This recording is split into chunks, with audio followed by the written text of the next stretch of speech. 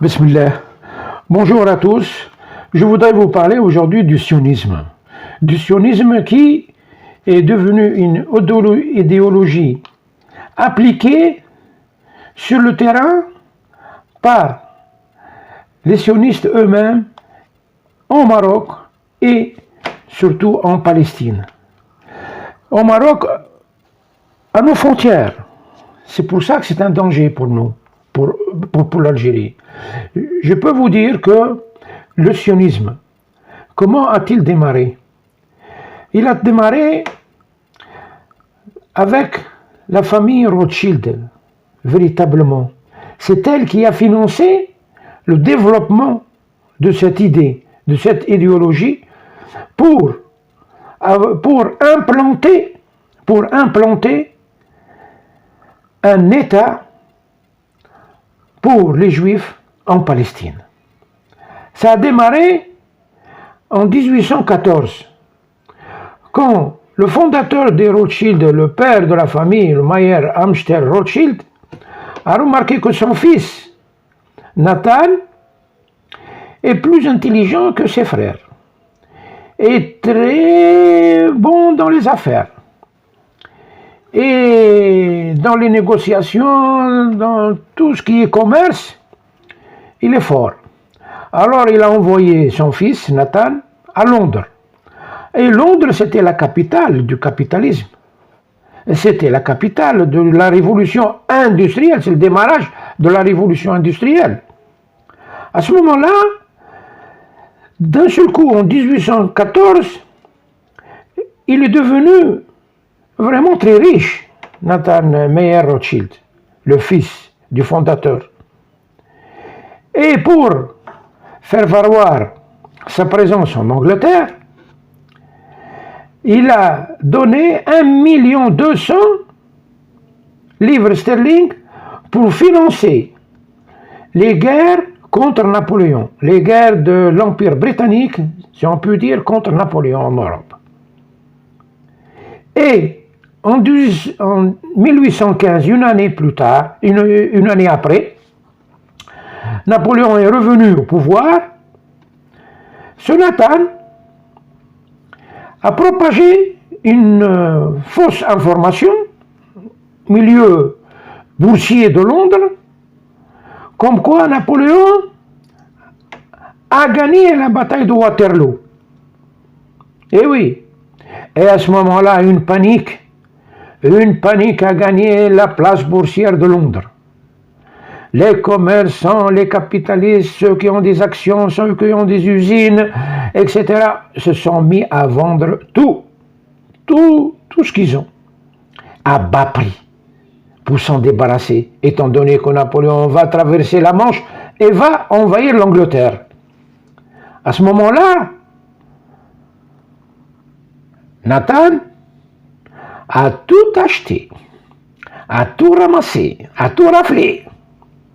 Et là, après, quand la vraie nouvelle est remontée à Londres comme quoi Waterloo a été la dernière bataille de Napoléon et il a été battu à plate couture, à ce moment-là, il est devenu vraiment le numéro 1 des Richards en Angleterre particulièrement, en Angleterre.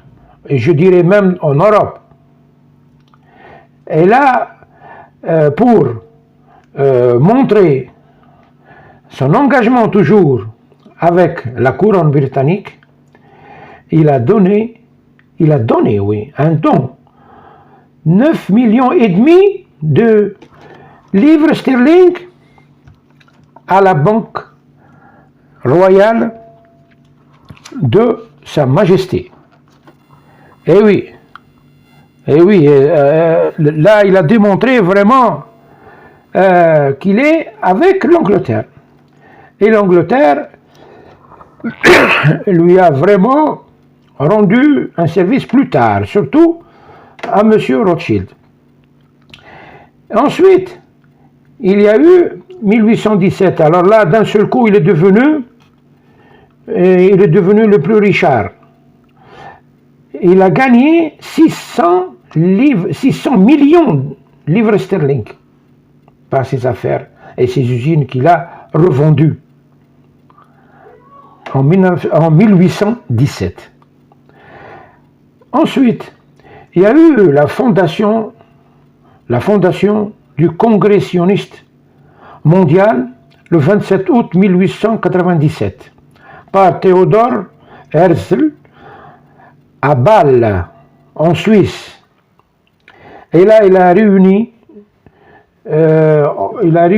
environ 200 personnes, 200 participants de 17 pays. Et le but de ce congrès sioniste mondial est de fonder une patrie pour les Juifs. C'est ça leur idée principale. C'est ça leur idée principale. Et là, vraiment, ils ont attendu 1917 pour pouvoir avoir leur récompense par le ministre des Affaires d'Angleterre, Lord Balfour, qui leur adresse une lettre ouverte au vu et au su du monde, comme quoi l'Angleterre envisage favorablement l'établissement d'un foyer national juif. Et là, à ce moment-là, c'est une reconnaissance de l'aide des Rothschild à l'Angleterre lors de la Première Guerre mondiale. De 1914 à 1918, les Rothschild ont financé véritablement la guerre. Pourquoi? Je ne dirais pas toute la guerre, mais une partie de la guerre, parce que la guerre, c'est vraiment des pertes humaines, pertes matérielles, c'est vraiment une catastrophe. Et là, à ce moment-là, la Grande-Bretagne a convaincu les Arabes de la région à combattre les Turcs, qui se sont alliés à l'Allemagne. Mais le dernier Ottoman était opposé à l'installation des Juifs en Palestine. Le dernier Ottoman était opposé à l'installation. Mais, comme après la Première Guerre mondiale, la Turquie a été vaincue et son empire a été rétrogradé au bas fond de l'histoire. À ce moment-là, l'Angleterre a pris les devants en 1916 avec la France par un accord entre les deux ministres des Affaires étrangères, Sykes et Picot, pour partager le Moyen-Orient, tel qu'il est en ce moment, avec la Syrie, l'Irak, la Palestine, la Jordanie, une création qui est britannique, la Jordanie, entre nous, et l'Arabie Saoudite et les pays du Golfe.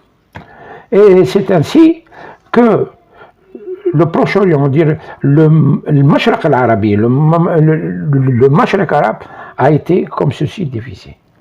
Et chaque fois, les Britanniques, ont donné leur parole aux Arabes qu'il n'y aura pas d'État juif. Et ils donnent une autre parole, un autre engagement aux Juifs, qu'il y aura un État juif.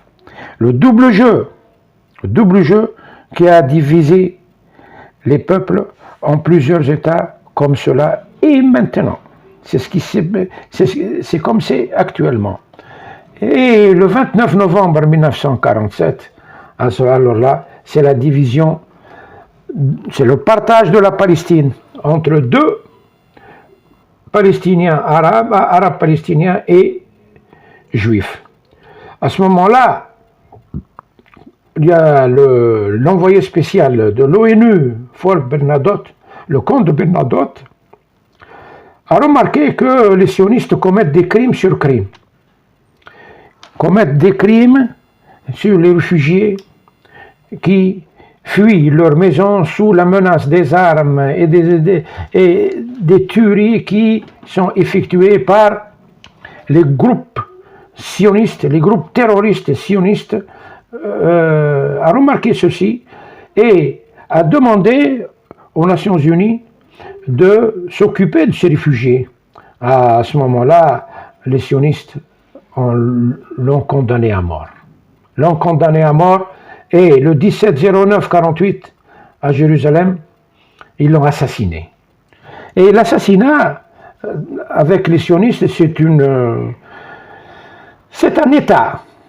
C'est un État, c'est une politique d'État. Voilà exactement l'assassinat de personnalités, etc.